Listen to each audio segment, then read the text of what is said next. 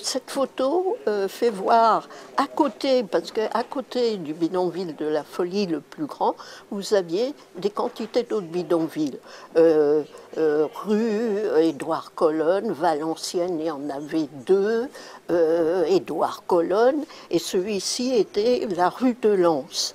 Et effectivement, c'était dans un creux, et on voit une personne qui va chercher avec son seau de l'eau à une seule aussi, la fontaine.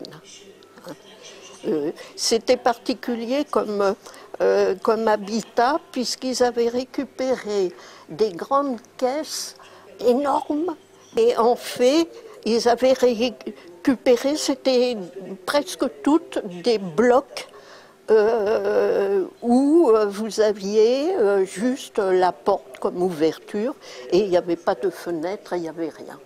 Il y a eu donc d'abord des hommes seuls qui sont venus au point de vue économique, mais tout de suite, au fur et à mesure, il y a eu ceux qui échappaient à la guerre. C'est un mélange, c'est pas simplement une immigration économique comme on la conçoit aujourd'hui.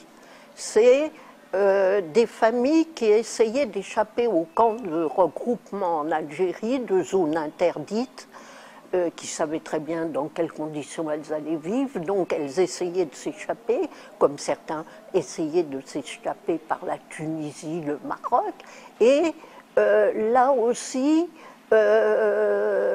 les douars étaient brûlés, et qu'est-ce que vous faites à partir que tout est incendié, vous n'avez plus rien, et effectivement, c'est une immigration, au fur et à mesure, une immigration de guerre. Cette photo représente un couple d'ailleurs des Aurès, qui venaient, parce que les premiers habitants du bidonville étaient surtout des habitants des Aurès. Après, il y a eu tout un mélange des Kabyles aussi, petite et grande Kabylie. Et cette femme avait perdu 5 bébés à cause qu'il n'y avait pas de toubib ou même d'un minimum de soins médicaux là où elle était. Et effectivement, elle n'était pas la seule. Il y avait plusieurs femmes qui avaient perdu beaucoup de bébés. Et ça, c'était un drame pour toutes ces femmes qui vraiment étaient dans une grande souffrance, disons. L'occupation allemande m'a beaucoup marqué. À la fin de la guerre, moi j'étais scout clandestin dans la clandestinité et j'ai brancardé des déportés politiques qui revenaient de Buchenwald. Donc tout ça m'a amené à une prise de conscience sur la guerre en fait. Et puis, au fur et à mesure, je suis rentrée, moi, au service civil international, à l'époque, une ONG, disons, et à ce moment-là, il y avait la guerre d'Indochine, et après, le début de la guerre d'Algérie. Et les garçons étaient objecteurs de conscience, déserteurs, et certains avaient cheminé avec Gandhi. Donc, c'était toute une perspective qui s'ouvrait à moi, en définitive, et qui posait problème pour les filles, parce qu'on était filles et garçons. Les garçons pouvaient refuser de partir en Algérie, mais nous, on ne trouvait pas très bien notre place. Comment ? Je n'étais pas pour la clandestinité. Mon caractère était beaucoup plus de faire voir au grand jour pour qui je suis. Donc, à ce moment-là, les filles, on s'est dit qu'est-ce qu'on fait? Et il y a eu un incendie au bidonville de Nanterre. C'est relaté dans la presse. Donc, j'ai dit on y va et on va simplement, par 2 personnes, 3 personnes pour pas investir un lieu. Et on va voir, on va discuter. Et on a été reçus à bras ouverts, tout le monde nous a accueillis, et je dirais d'autant plus accueillis que quasiment aucun Français ne venait sur ce bidonville parmi les 17 de Nanterre, et ce bidonville avait à l'époque 10 000 habitants. C'était une ville dans la ville, complètement coupée, isolée.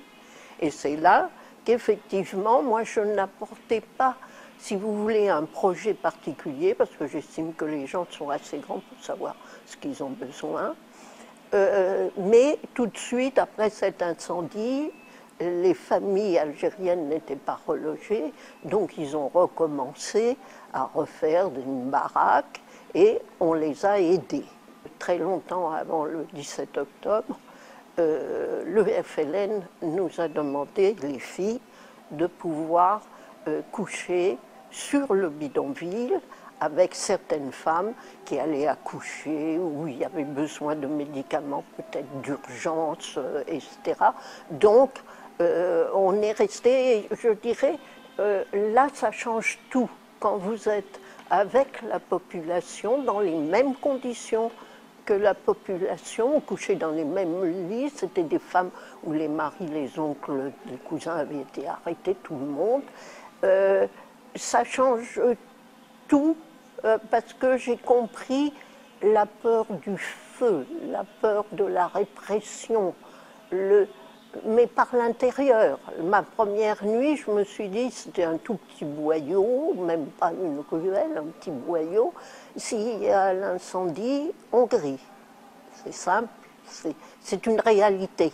Je suis restée, moi je suis arrivée en août 59 et je suis restée même après l'indépendance de l'Algérie, puisque ceux qui ne pouvaient pas continuer, qui avaient fait ça pour l'indépendance du pays, m'ont permis financièrement de pouvoir continuer jusqu'au rasage du bidonville, c'est-à-dire en 71. Ce bidonville avait duré 21 ans.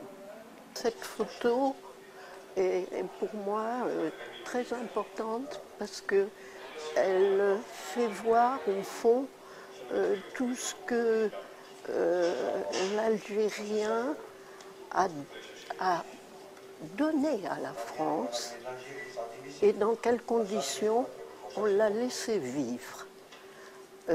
Puisque son père, à lui, a fait la guerre de 14-18 et est blessé mortellement, il est décédé.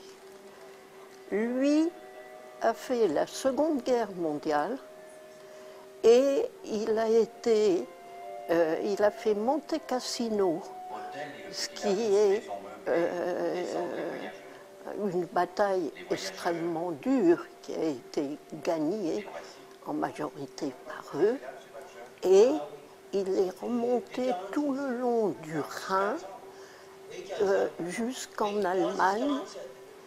Et moi, quand j'ai vu ces différents papiers, en réalité, il avait été considéré invalide de guerre, et jusqu'à la fin du bidonville, jusqu'à son décès, il ne touchait que la moitié d'une pension d'un ancien combattant français.